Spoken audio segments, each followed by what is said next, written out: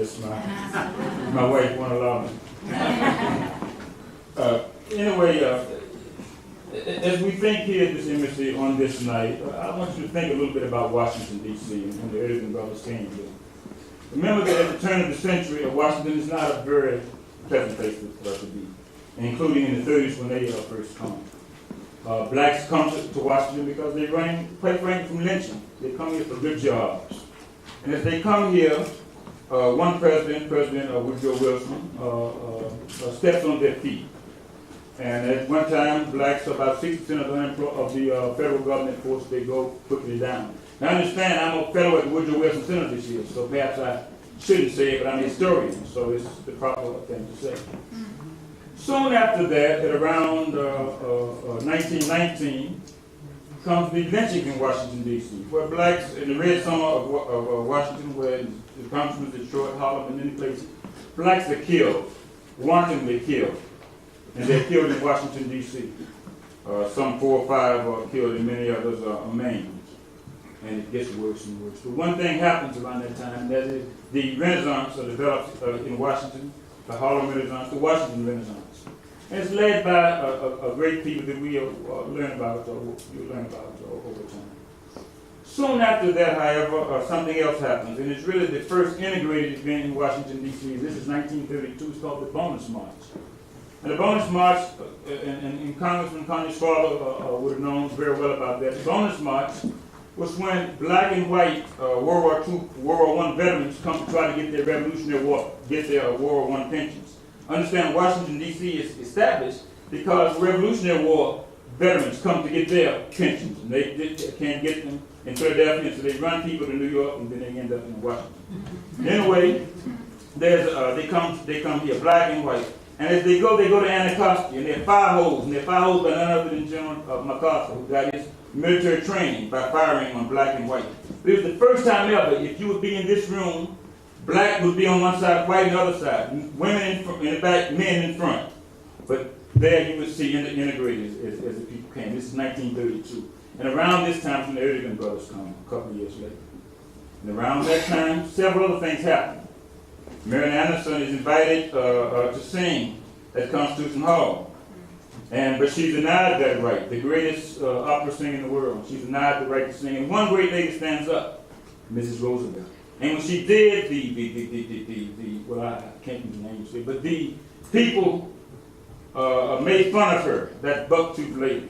And as you know, in the South, when black and white couldn't sit together, they put her and she sit in the middle of the stadium. And as she sit in the middle, she integrated the place. And she came to Washington. She stood up. And even though blacks could not sit there, they could perform at Constitution Hall. And so she stood up, and on Easter Sunday, 75,000 people came to hear her. That same year, something else happened. And that is the great Billie Holiday performs at Cafe Society in New York. And people come and hear her sing this great song, Strange Fruit, written by Miracle, who later on adopted the Rosenberg twins. And as she sings this song, and she sings it with later on with the great Artie Shaw as they come to Washington. And Artie Shaw, the great Jewish clarinetist, stands up for her. And she says, we didn't lose. We didn't win, but we didn't lose either. And she says that about it. Now, about that time is when an ambassador didn't tell you the story of, he's always told the story quite eloquently, about this embassy here. And at the embassy, as they say, this joint is jumping. And every night, and the place would be jumping. And musicians would come in, and of course musicians dressed well with their polka hats and everything would come in. And a congressman said to them, to the Ambassador Ertegun, who are those black people coming to the front door? This is the South, my friend, and it is the South, then and now.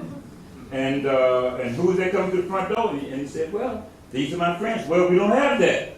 And the ambassador said, in my house, you know those biblical songs, in my house there are many mansions, they were not told, would not have sold you.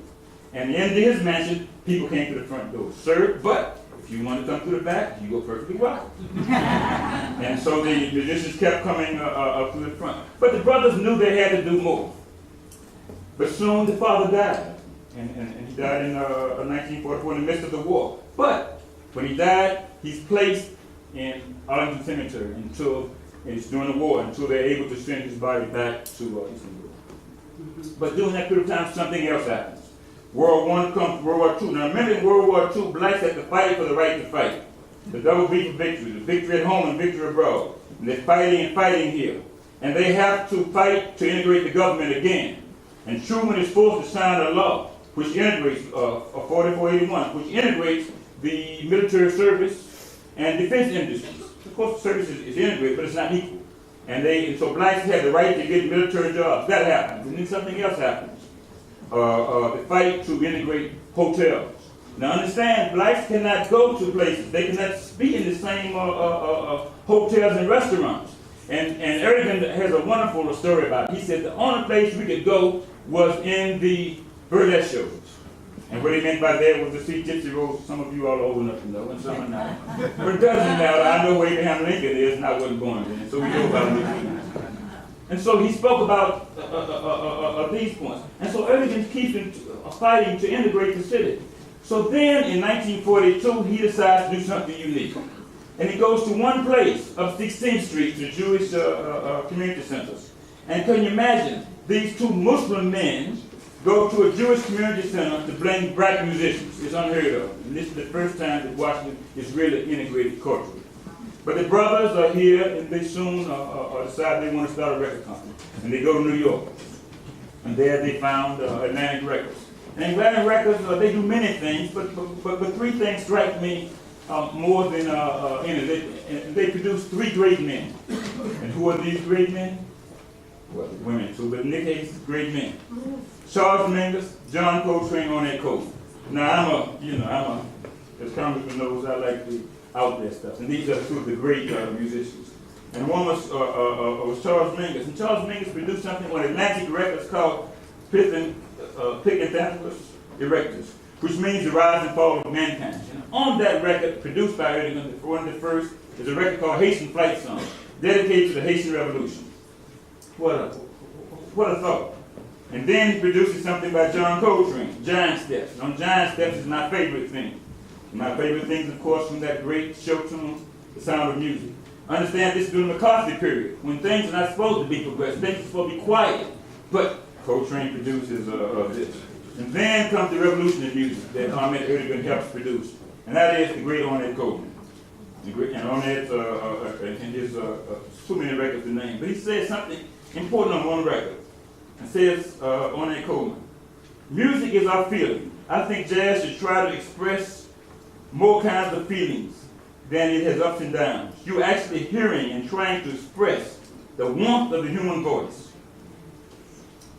End of quote. Another one, John Coltrane says, simply, music is the whole question of life itself. Music is the whole question of life itself. And in the end, Ahmet Ertegun said something very similar to that. He said in a show called, a PBS series of the House Ahmet built. He said, all popular music stems from black music, be it jazz or rock and roll. And then just before he died, he said, I'd be happy if people said that I did a little bit to raise the dignity and recognition of the greatness of African American music. He died in his dreams. Thank you.